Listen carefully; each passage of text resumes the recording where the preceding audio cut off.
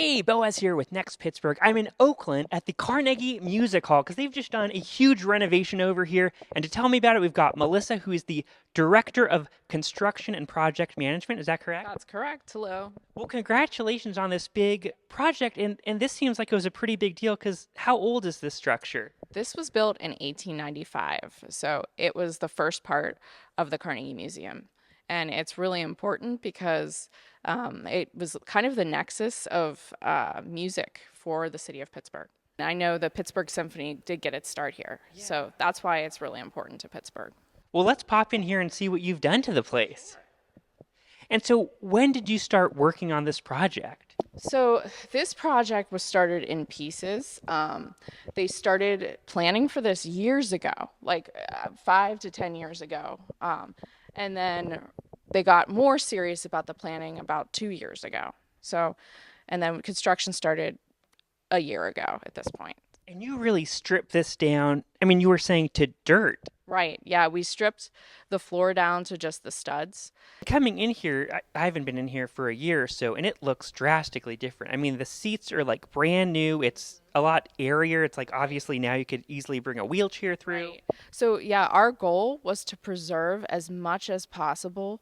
We didn't touch the form. How do you make a structure that's over 100 years old sustainable for the future, right? That's really hard because you're taking a form that you don't want to touch, but you need to make it, wheelchair accessible. You need to, improve the sound and upgrade the electrical. So it's how do you keep as much original as possible, but still make it available for the present and for the future.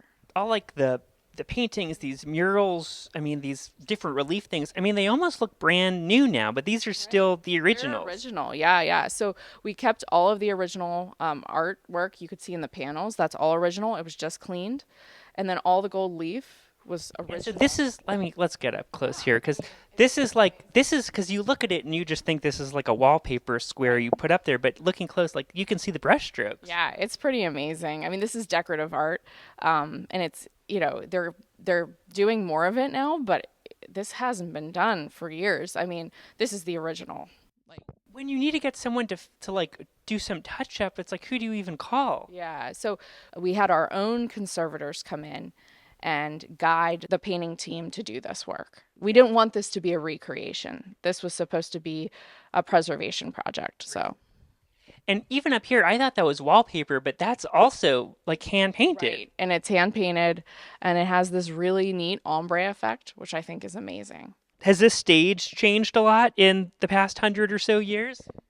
No. So this is the original stage. Oh my gosh, you can really see it's like pretty warped, and you can see like it seems like it's been painted a million It has times. been painted a million times. So, hopefully we can at some point redo the stage floor at some point, but that wasn't in the scope. So, Yeah. Well, it looks cool the way it is. And tonight they're set up for a Pittsburgh Art and Lectures, so which is why you have this black curtain. But we can even maybe we can peek behind the black curtain because is that an organ back this there? is my favorite view too, looking out. I think it's amazing. You get to see the whole like I don't know, the whole ceiling, all the layers of the colors. I just love it. To me this is like the person on stage probably gets the best view. These are so. I mean, the detail on that artwork up there is crazy. What is interesting is while we were redoing all of this decorative work, or not redoing it, just cleaning it, but there were some parts of the plaster that were missing, like those flowers up there. We actually had our paleontology team, we took plaster casts of those original flowers. They recreated it using wax and silicone, and they basically covered it, and then we made more plaster detailing. Oh wow. Yeah, and so we did that for the detail work around the arch, and then Your we did it. paleontology team did that? Yeah, Gosh, they it did pays it. to have an in-house I paleontology know, it team. was so neat. It was amazing just to see like the whole process. So it really used multiple departments within the museum, which is why it was so exciting. But Well, I yeah, guess you have your own conservators, of course, right. also. So it Yeah. was the conservators, it was the paleontology team, but then you could also see the sconces up there. Those were also done by the paleontology team, like some of the recasts that we had to do. Is there an organ behind here? It looks like they're like pipes or So something. yeah, the organ is original. And let's see if we can go back here. The organ was just cleaned. It does work. It looks like there are trap doors and stuff in this area. What are those? Where do those go? So these go backstage. Let's see if we can go back here. Oh, this is locked. But yeah, these go backstage. Oh my gosh, this is, where are we going? There's like this tiny narrow staircase.